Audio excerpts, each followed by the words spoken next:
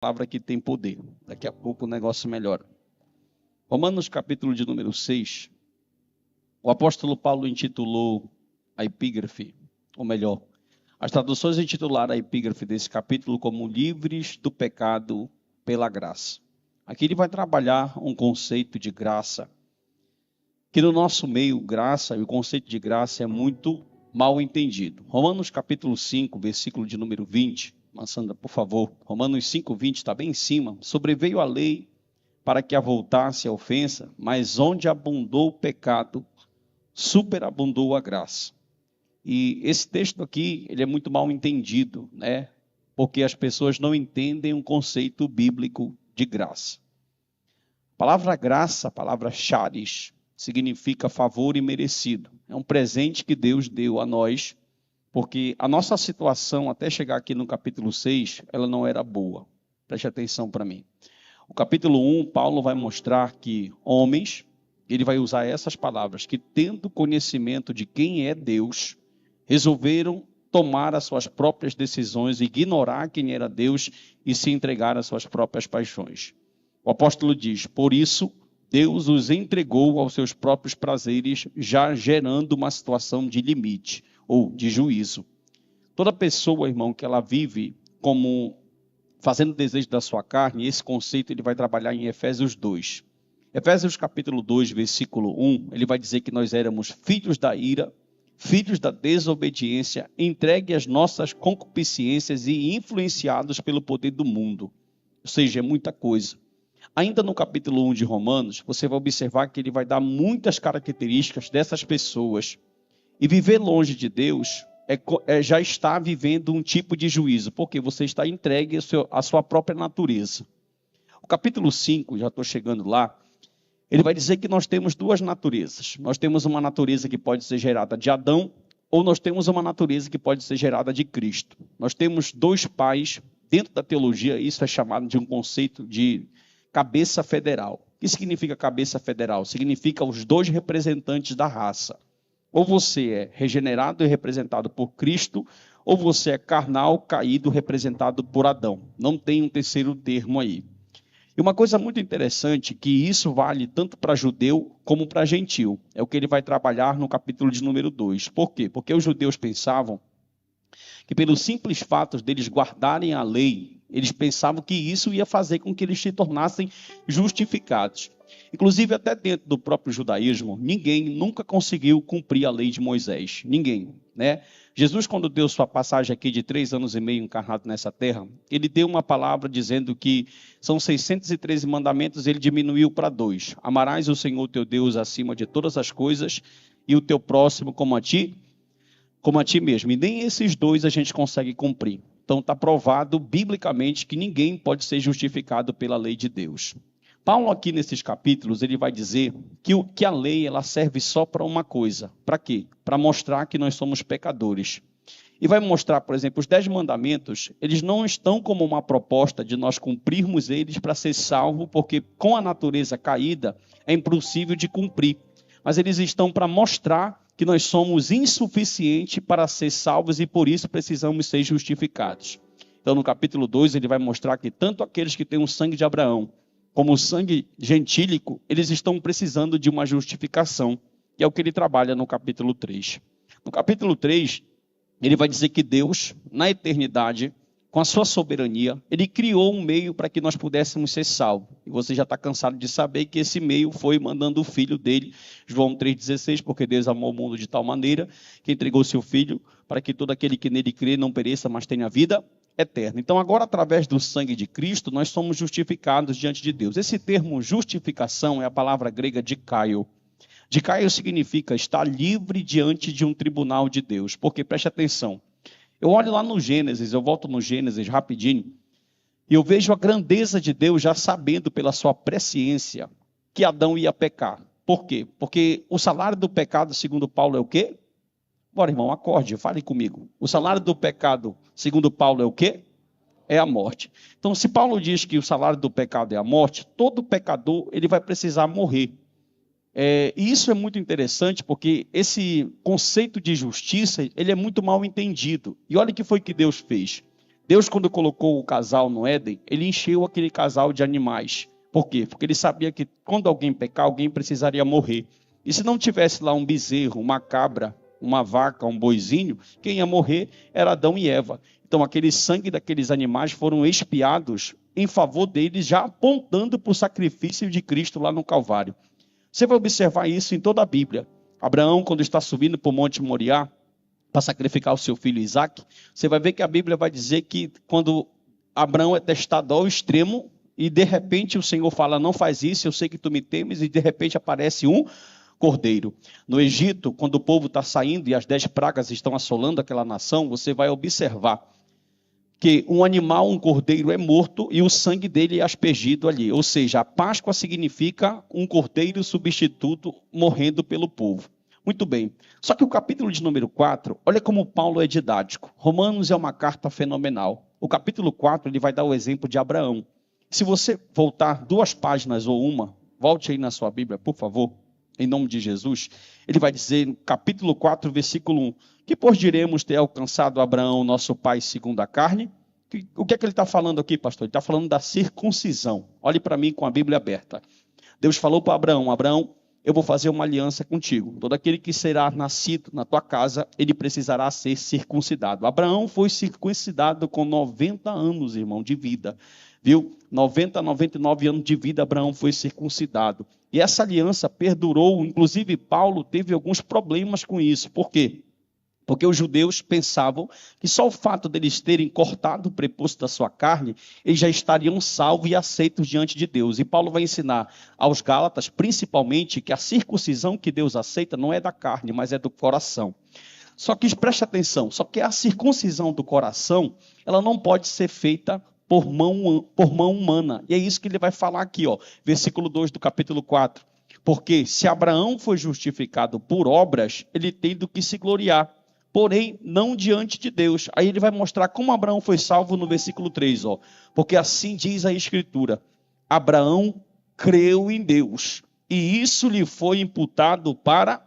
Olha que maravilha que Paulo está nos ensinando. Paulo está ensinando, irmão, se Abraão, o pai da fé, da onde descendeu todo o povo de Israel, da onde veio o pai da fé dos cristãos, dos muçulmanos, dos judeus, se ele foi justificado não com justiça própria, mas com justiça de Cristo, imagine nós.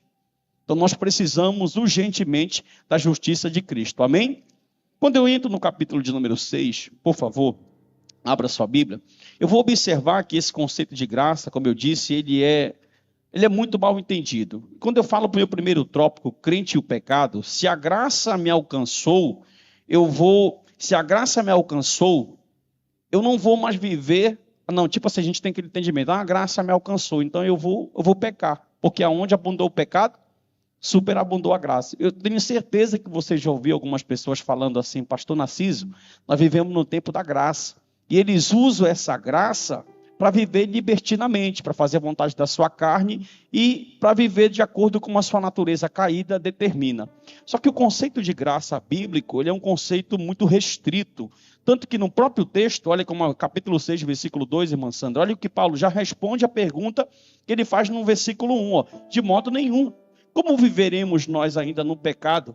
Nós que para ele morremos. E ele vai trabalhar aqui, olhe para mim, no capítulo 6 todinho, a forma com que Cristo nos alcançou através dessa justificação. E ele vai dizer que nós morremos com Cristo, ressuscitamos com Cristo. Ele vai dizer que o morrer em Cristo significa morrer para o mundo, e ele vai dar o exemplo do batismo. Interessante que no versículo 4, pode colocar, quando você vai ler Romanos 6, 4, Lutero trabalhou um pensamento em cima disso aqui, e o versículo de número 4 vai dizer o seguinte: fomos, pois, sepultados com ele na morte pelo batismo, para que, como Cristo foi ressuscitado dentre os mortos pela glória do Pai, se criou uma ideia, presta atenção no texto e Kimi, se criou uma ideia que quando alguém fosse batizado, aquela pessoa pararia de pecar. E tem um teólogo muito importante que ensinou o perfeccionismo e a santidade plena, que foi John Wesley. John Wesley é o pai dos metodistas, ele tem uma grande influência no pentecostalismo, e ele ensinou então que eu poderia alcançar nessa vida, escute, nessa vida, o status de um homem perfeito. Como? Se eu vivesse em santidade, se eu fosse para os monastérios, se eu pegasse a minha vida e vivesse inclusivo de tal coisa e buscasse a santidade ao extremo, eu poderia virar um varão perfeito e poderia viver uma vida de perfeccionismo aqui. Só que quando você vê Paulo escrevendo 30 anos depois de Cristo, na primeira carta aos Tessalonicenses, você vai observar que quando ele está ensinando aos Tessalonicenses, ele vai descartar a ideia de nós sermos perfeitos aqui. Pergunte por quê? Porque Deus nos livrou. Quando a gente fala de pecado, preste atenção. A batalha contra o pecado, ela já foi vencida na cruz. Segure, por favor. Você precisa entender que Deus nos livrou do poder do pecado, mas não da presença do pecado. Como assim, ó? Para quem já é regenerado, tem alguém aqui? Para quem já é salvo na Senhor Jesus e essa justificação já alcançou, e se eu já sou, eu vou mostrar sinais dessa justificação, porque a árvore é conhecida pelo... Mateus capítulo 7, versículo 7 ao versículo 15, Jesus vai falar assim, ó, no sermão das bem-aventuranças: a árvore é conhecida pelos seus frutos, não pode a árvore boa dar fruto mau, e não pode a árvore má dar fruto bom. Um outro texto bíblico vai dizer que de uma fonte não pode sair água doce e água salgada, ou seja, pelos seus frutos os conhecer. O profeta João Batista estava ensinando na Bíblia, ele vai dizer que produzir frutos dignos de arrepende. Então vai ser muito claro, olhe para mim, a gente começar a perceber uma pessoa que já foi alcançada pela graça. Por quê? Porque tem sinais bíblicos de como essa graça alcança alguém. E Paulo vai dizer assim, olha, o pecado já foi vencido. Na verdade, existiam dois inimigos que o homem nunca venceu e que precisaria ser vencido somente por Deus. Pergunte quais? A morte e o pecado. E ambos foram vencidos na cruz. Só que eles estão atuando aqui ainda. Oscar Kuma, um grande estudioso, vai falar algo muito interessante, abre aspas. Ele vai dizer assim, ó, a situação de Cristo com o pecado é muito parecida com a guerra que Hitler perdeu. Quando a Alemanha perdeu a guerra, Hitler já sabia que ele tinha perdido, mas ele continuou lutando. É igualmente Satanás e os demônios. Eles já sabem que já perderam, eles já sabem que está consumado, eles já sabem que o pecado já não é mais teu Senhor, que o teu Senhor agora é outro, mas eles ainda continuam atuantes nesse mundo aqui. Até então, até mesmo de uma forma pedagógica. Como, pastor? Deus permite situações pecaminosas, erros, nossa natureza caída, para trabalhar em nós, por nós e através de nós. Então, Ele permite que nós vivamos isso. Agora, se você já foi justificado pelo sangue, não de bodes, oh glória, mas de um cordeiro santo, você tem certeza dessa justificação. O rapaz perguntou assim ontem aqui no curso teológico para mim aqui atrás. Ele falou assim, pastor, se eu corro o risco de perder a salvação, eu falei, meu filho, depende de quem te salvou. Se tu te salva, a qualquer momento tu pode perder. Agora, se Cristo morreu por ti e te salvou, tu pode ter certeza da garantia dessa salvação, porque o sangue de Jesus tem poder. 1 João capítulo 1, versículo 1, versículo 7, parte B, diz, o sangue de Jesus nos purifica de todo pecado. Agora, preste atenção nisso aqui. Então, Paulo descartou que a gente pode viver santo aqui. De uma maneira santificada aqui. Quem lembra que está escrito em Jeremias capítulo de número 18? Não abra a Bíblia, olhe para mim. Jeremias capítulo de número 18 é o vaso na mão do oleiro. E ele fala para o profeta descer na olaria, para ele observar a roda, o vaso que o oleiro está fazendo. E ele fala para o oleiro assim, da mesma forma, eu gosto da tradução da NVI, que esse barro se estraga na mão do oleiro e eu volto a fazer dele de qualquer jeito, da forma que eu quero, assim sois vós na minha mão, ó casa de Israel. O que é aquilo ali, pastor? É o processo da nossa santificação. Tem crentes aqui agora, que estão me ouvindo, e na internet também, que eles já estão no nível, por exemplo, você está cansado de saber isso, mas não, sempre tem gente nova e não é ruim falar. Justificação, conversão e regeneração acontece só uma vez. Não acontece duas vezes. Ninguém é justificado duas vezes. Não precisa, o sangue tem poder, irmão. Viu? É necessário só uma. A conversão vem junto com fé e arrependimento. Quando uma pessoa tem fé genuína, acontece metanoia, mudança de mente. E a regeneração é um ato que vem do alto, que o Espírito abre o nosso coração para entender. A Bíblia diz que o Espírito ele é aquele que convence do pecado, do juízo e da justiça. E Paulo está escrevendo aqui, está dizendo assim, eu quero realmente saber se vocês são alcançados pela graça. E tem um sinal muito claro para a gente saber. Eu só falo se você dá glória. Olha como está melhorando. A palavra tem poder, meu irmão. Olha para mim aqui. Uma coisa interessante que ele vai dizer assim, olha, para mim saber quando uma pessoa é salva e quando ela não é, se a graça alcançou ela ou não, é simples. É só eu olhar para os frutos e para a obra que essa pessoa faz. Na verdade, eu vou mais além. Prática de pecado. Cristo me justificar, me regenerar e me converter, não significa que eu não vou pecar. Agora, uma coisa é você pecar. Outra coisa é você viver em prática de pecado. Outra coisa, tem um texto em Hebreus que está falando sobre Esaú e Jacó. E vai dizer que Esaú, ele se arrependia. Só que o texto lá não é metanoia. O texto no grego lá é metanel. E aquele arrependimento, sabe o que significava? Remorso. Existe o arrependimento que você chora e amanhã você deixa, amanhã você muda, amanhã você vai fazer diferente, porque aquele arrependimento não foi uma coisa humana, não foi uma emoção. Por exemplo, você chegou aqui no culto hoje, está com um problema financeiro, está com um problema no casamento, está com um problema com o filho, está com um problema com a prefeitura que não tem água, está com um problema com alguma coisa aí da tua vida. E você chega aqui no culto, o Rafael começa a cantar aquele louvor no sol, no mizinho, que é uma melodia. Quando tu vê, tu não quer nem chorar, mas a lágrima já está caindo aqui, ó. Tu começa a chorar, porque a música também tem um poder de emocionar. Só que a gente vê muitas pessoas que choram, se remexem, até gritam, são até histéricas, mas no outro dia permanece na prática do pecado. Será que verdadeiramente essa graça salvífica, escuta outra coisa, a graça ela pode aparecer de duas maneiras. Ela pode ser salvífica e ela pode ser comum. Eu falo e tu responde. O ímpio come, sim ou não? Aquelas pessoas que não temem a Deus, que são ímpios, que são contra os valores cristãos, elas se alimentam bem? Fale, irmão, comigo. Sim, elas têm até alguma condição financeira boa, sim ou não? Porque Salomão escreveu que a graça comum ela é para todos. O sol ele brilha para todos. Isso está relacionado com o trabalho. Só que a graça salvífica ela é diferente. Ela tem poder de te alcançar de uma forma tão forte que a partir do momento, por exemplo, assim, pastor, eu era viciado em tal pecado. Até a graça te alcançar. Não, irmão, melhora, pelo amor de Deus. Por quê, pastor Narciso? Porque a partir do momento que essa graça, eu não estou falando de graça de tu chorar. Eu não estou falando de graça de tu te emocionar. Eu estou falando de graça de mudar o teu interior. De tu te olhar, tu olhar para dentro de ti e falar assim, eu não estou me reconhecendo. E sabe de uma coisa maravilhosa? Tu não fizeste nada para isso acontecer. Oh, glória a Jesus. Como assim? Se Deus deixasse esse poder na nossa mão, nós não estaríamos aqui agora. Todos nós temos um vício. Todos nós temos um pecado que nós chamamos de pecado de estimação. Sabe onde nós estaríamos agora? Praticando esse pecado, fazendo esse pecado.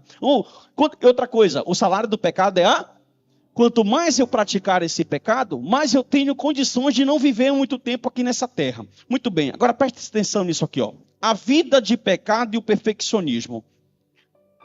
Tanto um como o outro estão errados. Por quê? A gente não pode parar de pecar, sim ou não? Mas também a gente não pode extinguir o pecado da nossa vida. A gente está numa luta nesse sentido aqui. A gente está... Pastor Narciso, como é que eu melhoro para viver o processo de santificação?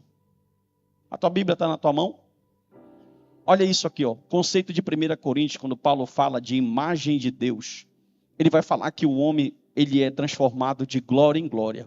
Escute isso aqui. Toda vez que eu peco, a minha semelhança... Por exemplo, como o homem caiu, antropologia cristã.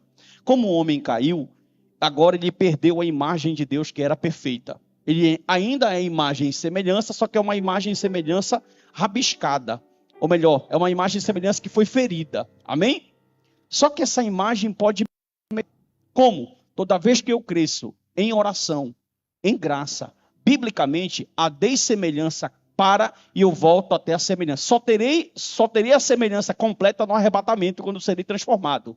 Agora, desde que eu peco, que eu erro, que eu falho, que eu estou na prática de pecado, essa dessemelhança ela aumenta muito. Isso ele está trabalhando no contexto de semelhança e dissemelhança. Agora preste atenção. Pastor Narciso, qual é a diferença entre tentação e pecado? Por exemplo, A nossa natureza pecaminosa, ela é existente em nós. Sim ou não? Ela está em você, irmão. Antigamente, antes da graça te alcançar, ela já te alcançou? Expresse com glória, expresse com glória. Isso, aleluia. Às vezes a gente está na luta mesmo, na prova, tem um boleto alto para pagar amanhã, aí vem aquela luz, plim! A graça me alcançou. Não, irmão, não aceito isso. Vou falar de novo, a graça me alcançou. Isso é tão maravilhoso, porque isso vai trazer tanta paz para o nosso espírito, vai trazer tanta paz para dentro de nós, que a gente vai ver que mesmo em meio a todas essas situações que a gente está envolvido, que estão ao nosso redor, que a gente está inserido, nós conseguimos ter paz. Paz de espírito, porque a graça nos alcançou. Beleza, se a nossa natureza pecaminosa está em nós, e eu posso ser tentado pelo pecado todo dia, agora preste atenção, ser tentado todo dia pelo pecado, nós seremos. Nós somos e vamos ser até Jesus voltar. Irmão, é só tu olhar para a pessoa de Cristo. 48 do segundo tempo, na cruz do Calvário, o diabo não tendo o que fazer, ele entra no cara da esquerda. Está vendo que até na Bíblia a esquerda não é boa? Olhe para mim, ele entra no cara da esquerda. O cara da esquerda que está bem aqui, não tendo o que fazer, Cristo está aqui, pagando o preço pela vida dele, de todos os eleitos. Ele olha e fala, tu não é o filho de Deus? Isso está dando um significado para a gente muito grande. Pergunte qual? Que você vai ser tentado, provado, todos os dias, até o último dia da tua vida ou do arrebatamento. Agora tem um porém, irmão. Para aqueles que a graça já alcançou, essa frase é central na mensagem. E quando eu falar, por favor, me ajude. Para aqueles que a graça já alcançou dessa maneira, ele não vai conseguir ceder. Por quê? Porque o pecado ele vai perder a força. Ele vai sair da condição de Senhor, porque o teu Senhor agora é quem? É outro. O teu Senhor é a verdade. Escute uma coisa. Olha para o teu irmão que vai ficar bonito agora. Olhe, fala assim, nós estamos presos pela verdade. Quer ver? Deixa eu compartilhar um texto com você aqui. Abra sua Bíblia em Efésios capítulo 4. Pode colocar aqui, irmã Sandra, por favor. Esse texto de Paulo, ele é maravilhoso. Versículo 17. Olha o que diz. Efésios 4, 17. Isso, portanto, digo no Senhor, e testifico que não mais andeis como também andam os gentios. Como é que andam os gentios? Na vaidade dos seus próprios pensamentos. Irmão, tu já imaginou se Deus dissesse sim para tudo que tu tem como vontade? Sendo quem? Sabe o que Paulo diz em Romanos 1,18? Está aí na tua Bíblia, depois tu lê na tua casa. Você vai ver as características que ele vai dizer. Aí olha o que ele diz no 18. Olha esse texto. Olha o que é a graça. Versículo 18, irmã Sandra, por favor. Efésios 4, versículo de número 18. Aleluia. Iluminado os olhos do vosso coração, para saberdes qual é a esperança do seu chamamento. Qual a riqueza? Volte lá, irmã Sandra. Volte o 17 lá, por favor. Isto, portanto, digo no Senhor, testifico que não mais andeis como também andam os gentios na vaidade dos seus próprios pensamentos. 18. Obscurecidos de entendimento. Uma pessoa que não foi alcançada pela graça, ela não sabe discernir entre a mão direita e a mão esquerda. Ela toma decisões pensando que ela está certa, quando a mente dela está obscura. E a palavra é o quê? É lâmpada. Olha o que diz o texto bíblico. Por causa da ignorância em que vive, pela dureza do seu irmão. O que Paulo está dizendo é que Deus nos permitiu ter clareza e entendimento para entender o que está escrito aqui na nossa frente.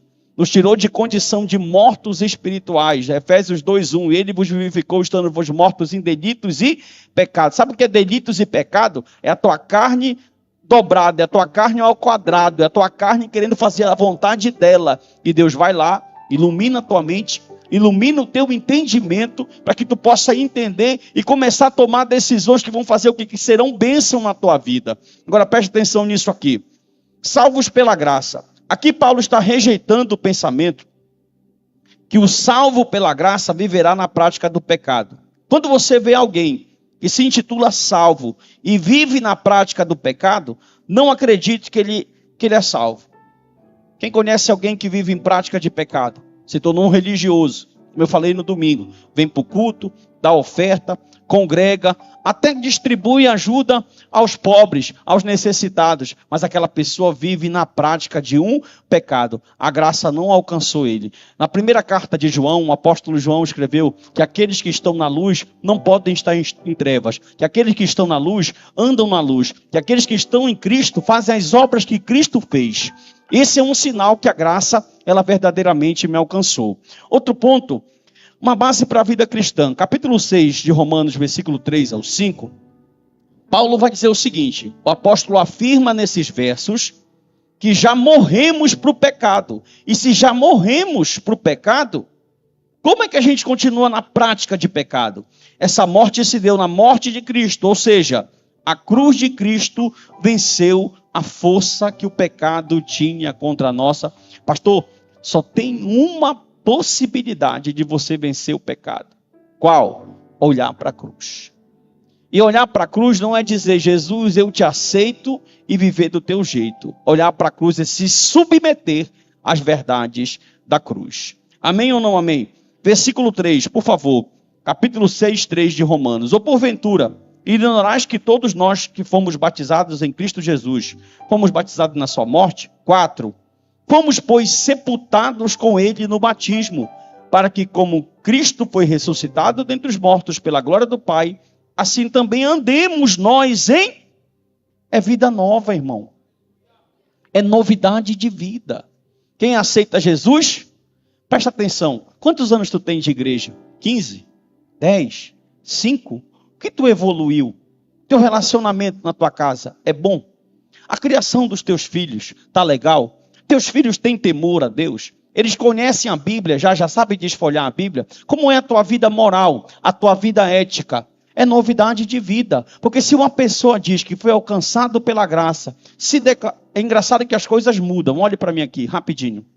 É engraçado que as coisas mudam. Antigamente era protestante, porque protestava contra a igreja católica. Aí depois virou crente. Crente até o diabo é, irmão. Crente é crer em alguma coisa. Viu? Aí depois virou gospel. Ah, o que tu é agora? Sou gospel. Viu? A gente é servo. A gente é discípulo. Nós somos chamados de filhos. Nós somos chamados de discípulos de Jesus. Isso tem que valer, não só da boca para fora. Então, se eu vivo em novidade de vida, se a vida realmente é nova criatura, é novo momento, isso tem que transparecer em todas as áreas da minha... Escute só. Como é que a graça me alcançou e eu estou regredindo? Como é que a graça me alcançou e eu não evoluo? Como é que a graça me alcançou e eu não consigo perdoar? Como é que a graça me alcançou e eu estou de bico com meu irmão? Como é que a graça me alcançou? A graça não te alcançou, irmão. A graça ainda não te alcançou. Porque quando a graça nos alcança, Paulo está dizendo, versículo de número 5, que é novidade, 4, que é novidade de vida. Verso 5, olha. Porque se fomos unidos com ele na semelhança da sua morte, irmão, olha como isso é maravilhoso. Se Deus nos matasse, a gente morria, era sal, guiena direta, de inferno. Por que ele matou Cristo? Porque ele sabe que a morte não podia segurar Cristo. Se Cristo morresse, ele teria que ressuscitar. Sim ou não? Aí olha que ele fala, que nós morremos em Cristo. Versículo 5, de novo. Porque se somos unidos com ele, na semelhança da sua morte, olha o resultado de quem está unido em Cristo. Certamente seremos também na semelhança da sua ressurreição. Ele está dizendo o seguinte, ó. Quem morreu com Cristo para o mundo, me ajude com a palavra certa. Faltou a palavra aqui agora. Tem um respaldo bíblico. Quem morreu com Cristo tem um respaldo bíblico. Daqui a pouco a palavra vem. De viver com Ele. Se tu morreu para o mundo, olha o batismo. O simbolismo do batismo é o seguinte, ó. Quando tu desce, tu está morrendo. Quando tu sobe, tu toma um banho e tu está vivendo de novo. Sim ou não? Isso é o resultado do batismo. Só que as pessoas pensavam, por muito tempo, teologicamente, que quando uma pessoa fosse batizada nas águas, descesse as águas, ela ficaria santa. E a gente entende que aquilo era só um ato simbólico. Presta atenção, me prova na Bíblia, muito simples de provar na Bíblia. João Batista Está há 30 anos batizando no Jordão. E as filas, segundo alguns teólogos, para o batismo dele, eram quilométricas, num deserto, num rio que é meio barrento, chamado Rio Jordão. Quando Jesus apareceu, que ele escreveu 1:29 de João, eis o Cordeiro de Deus que tira o pecado do mundo, e ele foi batizar, e veio a voz dizendo, esse é meu filho amado em quem me comprazo, e veio a pomba simbolizando ali a trindade, o filho na água, a voz do Pai, e a pomba simbolizando o Espírito. João disse assim, eu batizo com água. Com elemento água, para simbolismo. João estava falando, isso aqui é só um simbolismo, porque descer alguém aqui não muda o coração, mas vem um aí. Oh, glória! Que batizará com o Espírito Santo. Quando eu era adolescente, saindo da fase de adolescente, não faz muito tempo isso não, faz pouco tempo. Então, glória aí, irmão, me ajuda, pelo amor de Deus. Pelo menos para a autoestima ficar boa, né? Quando eu era jovem, aí na faixa etária de 20 anos, 20, 18, 19 anos, eu gostava de tomar uma cerveja, lá em Mocajuba. E por alguns momentos na minha vida, quando eu passava alguma crise existencial, uma depressão, alguma coisa, eu ainda não conhecia a irmã Sandra, acho que era por causa disso, não era? E eu metia a cara no mato, irmão, como fala lá, meter a cara no mato era tomar uma cerveja, aquela canela de pedreiro, branca. E eu falo, Paulo diz na carta aos Coríntios, no capítulo 3, que a gente não deve olhar para o passado e lembrar. Tem gente que conta testemunho com a boca espumando, parece que ele está com vontade de beber. Viu? E se você não puder nem contar essas coisas, não contem. Bíblia, Bíblia e Bíblia. Agora preste atenção nisso aqui. E eu passava minhas crises existenciais, irmã Silvia. E quando dava aquela crise forte mesmo, o que eu ia fazer? Eu ia para o bar tomar uma gelada. Isso aconteceram durante eu estar na igreja, durante anos, umas 3 ou 4 vezes. A última foi aqui no 40 Horas. Quando eu voltei da festa, que eu amanheci com meu irmão, que também é pastor hoje, eu me joguei na lajota da casa da minha tia e tive uma conversa com Deus. Eu falei, Deus, tu me criou. Olha que eu orei. Eu falei, tu me criaste. E tu sabe que eu não quero mais viver assim.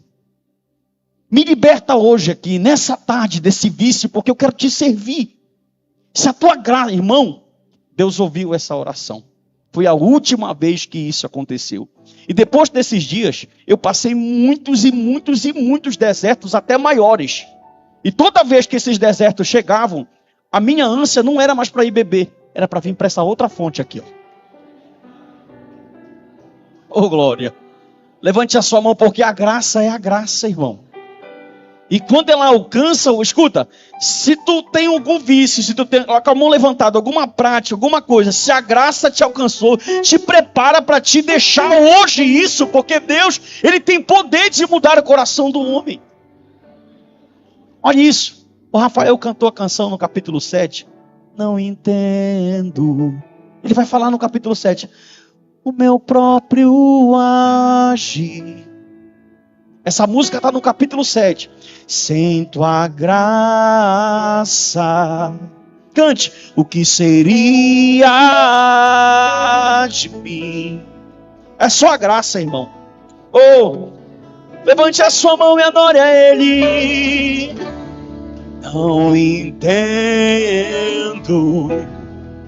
o meu próprio agir. Segura.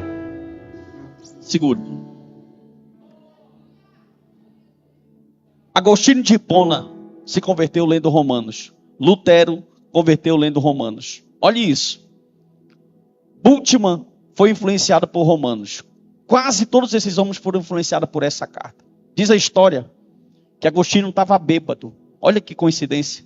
E uma criança pegou o texto e falou, teleleguei, pega e lê. Ele leu um texto dessa carta e ele diz que a partir daquele momento é como se a escama tivesse caído como de Paulo e a visão dele. Irmão, ele foi tão influente que ele influenciou tanto Lutero quanto Calvino. Só para você ter uma ideia. A doutrina católica ainda hoje é a doutrina de Santo Agostinho. Diz que ele vinha dos cabarés e ele era um homem muito prostituto. A história conta que ele está passando e uma mulher viu ele. Só que ele já tinha encontrado, melhor, a graça já tinha encontrado ele. Aí ela olhou ele na rua e foi atrás dele. E a história conta que ele foi andando, né? E a moça que outrora tinha uma fé com ele, falar essa palavra bonita, né? A fé, para não falar uma palavra chula. Ela teve uma fé com Agostinho e ela viu Agostinho. Aí quando ela viu Agostinho, ela começou a falar, Agostinho, Agostinho. E ele ouviu ela e começou a andar mais rápido, a apertar o pé. E ela vinha apertando o pé também, Agostinho, Agostinho, sou eu, Agostinho. E ela começou a falar e ele começou a correr. Sou eu, Agostinho, sou eu. Aí ele virou para trás e falou, mas não sou mais eu. Oh, glória. Levante a sua mão, não é mais, irmão, a gente. Depois que essa graça alcança, pastor, o vício fica de lado, costumes ficam de lado, prática de pecado fica de lado. Começa a liberar perdão. Escuta uma coisa. Tem uma música que foi gravada num ritmo sertanejo muito famosa, que é Homem Não Chora. Eu não vou cantar aqui, é claro, né? Mas uma música que falava, vou cantar só um trechinho, mas não se escandalize. Homem não chora. Só que na frente de um túmulo, na Palestina, o maior de todos, chegou na frente do túmulo de Lázaro. Oh, glória, Jesus. João 11:35 está escrito, Jesus chorou. Agora preste atenção no que eu vou te falar aqui. Não pode estar chorando por causa de Lázaro. Pergunte por quê? Porque Lázaro já vai ressuscitar. Então não tem lógica ele estar chorando por causa de Lázaro. O choro não é por causa de Lázaro. Por quem é o choro? O choro é porque o homem era eterno. E o pecado pegou o homem. E só tem uma maneira de o homem voltar a ser eterno. Só fala-se toda a glória essa. É outra igreja já, Jesus. Oh, glória. Qual, pastor Narciso? Só se a graça te alcançar. Talvez tu entrou aqui hoje pensando assim, pastor, eu preciso de um milagre. Tu precisa da graça. A graça vai atrair o milagre. A graça vai atrair a prosperidade. A graça vai atrair a consumação da tua... Se a graça te alcançar. Oh, glória. Deus de Israel. Segura. Olha só. Pastor Narciso, amar-se para a vida cristã. Muito bem. Por que o batismo aqui? O que significa o batismo? Significa que nós fomos batizados na sua morte. O que é que esse batismo representa? Já te expliquei. Então preste atenção no que eu vou te perguntar. Eu te pergunto, Cristo morreu, sim ou não? Mas ele também ressuscitou. Ele ressuscitou para quê? Cristo te ressuscitou. Tu morreu com Cristo, amém? E ele te ressuscitou para quê? Para ter uma vida de graça ou para ter uma vida de pecado? Aí eu te pergunto, olhe para mim. Por que tu não larga esse pecado então? Por que tu não larga essa prática errada? Eu estou falando aqui e o Espírito Santo está falando na tua mente agora. É isso aqui, ó. É isso. É isso e é isso. Enquanto eu estou falando, o juízo através da palavra alcança o teu coração e diz assim, ó. O salário do pecado é a morte. Mas o dom gratuito de Deus é a vida eterna. Cristo não quer que você venha para a igreja ser um simpatizante. Ele quer que tu tenha qualidade de vida. E quem vive debaixo da graça, meu irmão, vive um outro nível de vida. Olha só, para a gente terminar. Aí que tal? Arte mágica ou processo? Só que tem gente que pensa assim, ó. A graça me alcançou. Pá. Aí ele pensa que amanhã ele vai amanhecer o santarrão. Que não vai precisar lutar mais. Irmão, todo dia tu tem que vencer 3 leões. O mundo, a tua carne e o diabo. Todo dia. Lembra lá de Efésios 6? Revestivos de toda. Ele não fala de uma parte, ele fala de toda a armadura. Porque a nossa guerra espiritual, ela é verdadeira. Ela é bíblica. O professor falava que é 3 barras que o homem tem que vencer para ele ser salvo. Lá no seminário no Equatorial, ele falava, se o homem vencer essas 3 barras, ele está na glória. A barra da saia, a barra do ouro e o São João da barra. Se ele vencer essas 3 saias, ele está salvo. É a nossa natureza. A gente não quer fazer o bem. Paulo falava assim, quando eu quero fazer o bem, o mal eu já pratiquei. A gente precisa todo dia de dizer assim, Senhor, derrama mais. Oh glória, me purifica mais, me santifica mais. E como é que eu vou fazer isso? Não tem um abracadabra não, escuta. Você só vencerá essa luta contra a carne, contra o quê? Lá vai, a parte que ninguém gosta de ouvir. 9 horas, estou terminando. com muita disciplina espiritual todo dia, oração da glória, estudo bíblico, comunhão, é a famosa milícia da carne contra o... E a Bíblia diz que quem está na carne não pode agradar a Deus. Estou chegando hoje para fazer um treino bem aqui na academia onde eu malho. Aí eu entrei numa rua errada, porque pela dentro do Nova Esperança, não de maldade. Eu queria cortar o caminho, eu entrei aqui por dentro da Nova Esperança. Quando eu cheguei na academia que eu fui entrar, eu não dei a seta. Passou 3 motoqueiros e um carro. Eles me xingaram de filho da P, de tudo que tu pode imaginar. Mas falaram bravo, o outro, filho da pai, vai. Qual é a vontade da gente, irmão? Revidar. Sim ou não? Já sabe aquele crente que fala assim, olha, eu sou crente, mas o meu teçado não é crente. O teu teçado precisa ser crente também. Ainda tem aqueles que falam assim, eu não levo desaforo para casa. Tu leva sim, irmão, a graça já te alcançou. O nosso herói, ele morreu. Oh, glória. Deus não te salvou para ser valentão. O Senhor falou para os discípulos, vocês vão ser humilhados. Vocês vão ser rejeitados. Vocês vão ser, mas bem-aventurados sois vós que sofrem. Porque dos tais é o reino dos... Oh, glória. Engraçado que a gente vai visitar umas famílias, aí a gente está conversando assim entre 2 ou 4, aí a mulher ou o esposo fala assim, pastor, o senhor não sabe quem era esse. Que lindo, era. Não é mais. Oh, glória. Esse aqui, pastor, isso era namorista, isso era perigoso, isso era DJ do pop, isso era moleque doido. Todo engravatado aqui no púlpito, dando glória, adorando, louvando. Aí quando passa, é igual o cego de nascença de João 9. A pessoa olha lá em João 9 e fala assim, quando vira o cego, desde nascença, e falaram assim, não pode ser ele. Aí o outro apareceu, não se parece com ele. Aí o cego gritou, pediu a palavra, ei, sou eu, foi o homem chamado Jesus. Eita glória, aleluia. É até Jesus te encontrar. Quando ele te encontra, ele disse assim, ó, eu era cego, mas agora eu vejo. Que graça, Jesus. Oh, glória. Obrigado, Espírito Santo de Deus. Lá vai. Posso terminar? Amém. Escute isso. Primeiro passo, você precisa conhecer. Irmão, para me conhecer, eu preciso estudar a palavra. Eu preciso saber o que Cristo fez por mim. Para me experimentar uma vida espiritual plena, eu preciso saber o que foi feito por mim. E você acha que você consegue isso só assistindo o culto dia de domingo? Presta atenção aqui no que eu vou te falar. Tá complicado para nós. Porque as faculdades têm os nossos filhos de segunda a sexta, 4 horas. E a gente tem eles só 1 hora quando vem. Então eles passam a semana todinha se enchendo de coisas ruins, né?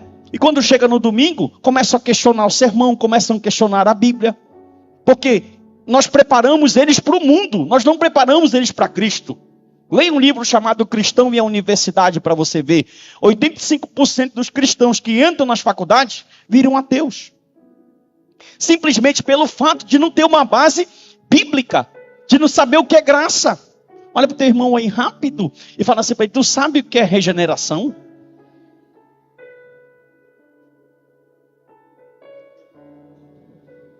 Irmão, não, deixa para lá, abafa isso aí, senão a gente vai demorar aqui. Deixa eu te falar uma coisa aqui, olha aqui, versículo 6, e a gente vai embora, vou parar até o 6. Sabendo isto, que foi crucificado com ele o vosso velho homem, meu Deus, não vou melhorar. Gálatas capítulo 5, versículo 24. Se tu não der glória nessa terça-feira, tu não vem. Eu vou barrar a tua passagem ali na porta. E os que são de Cristo. E os que são de quem? Os que são de quem? Crucificaram a carne com suas paixões.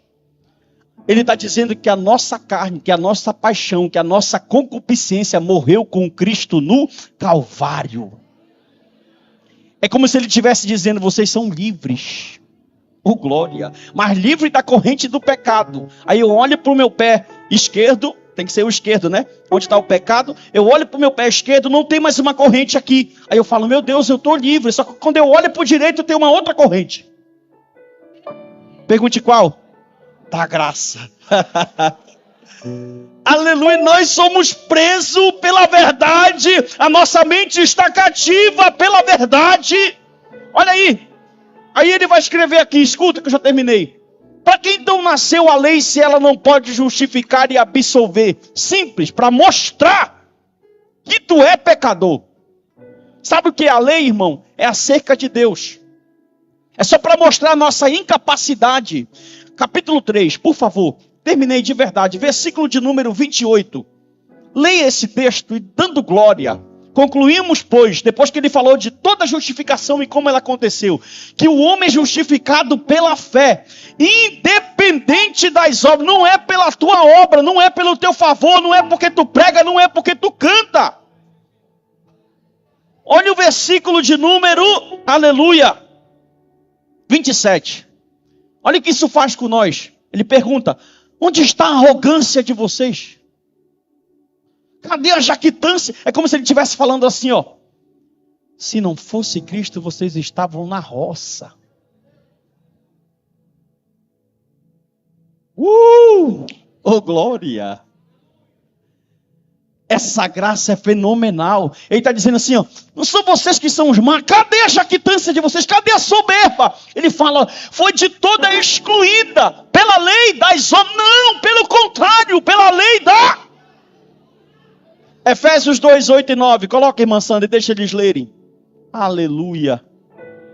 Porque pela graça sois salvos, mediante a fé. Isso não vem de vós. Segura. Se fosse a tua vontade, tu não estava aqui agora, meu irmão. Tem tanta gente no mundo. Que não conhece Jesus. E não sei por que motivo ele quis que nós conhecêssemos ele. Isso é chamado de amor incondicional. E vem pela graça, através da... Versículo 9, para a gente ir embora. Não de obras. Não vai ter um macho, uma mulher, que bata no peito e diga assim, ó. Eu ajudei na minha salvação. Eu cooperei. Eu mereço. É graça, irmão. Pastor, é graça, é? Valorize essa graça. Como é que eu posso valorizar essa graça? Segura, prepara o louvor aí, meu filho. Como é que eu posso valorizar essa graça, pastor? Vivendo em santidade. Como é que eu posso valorizar essa graça? Testificando quem é Cristo para o mundo. Como é que eu posso valorizar essa graça? Discipulando pessoas e apresentando Jesus para elas. Como é que eu posso valorizar essa graça? Cumprindo a grande comissão, o ID. Como é que eu posso valorizar essa graça? Meu irmão, presta atenção. Tu era um mendigo procurando pão. Tu achou, então leva para o outro. Tu achou comida, tu achou a fonte, aleluia. E tem pessoas que não conhecem essa fonte. Tem pessoas que estão afogadas no desejo da sua carne, servindo o diabo e o mundo. Então vai lá, porque tu é uma fonte de vida para essas pessoas também. Pastor Narciso, eu não sei pregar. Quem disse? Se tu não pregar assim aqui, ó, com oratória, tu prega com a tua vida. Meu Deus do céu, Pedro escreveu na carta dele dizendo para as mulheres, olha, não precisa nem vocês falarem, só o teu testemunho de vida vai ganhar o teu marido para o Senhor. Se tu não sabe falar grego, hebraico, aramaico, contextualizar uma mensagem, usar, não tem problema, faz igual o cego. Eu era cego, agora eu vejo e Deus vai usar a tua vida.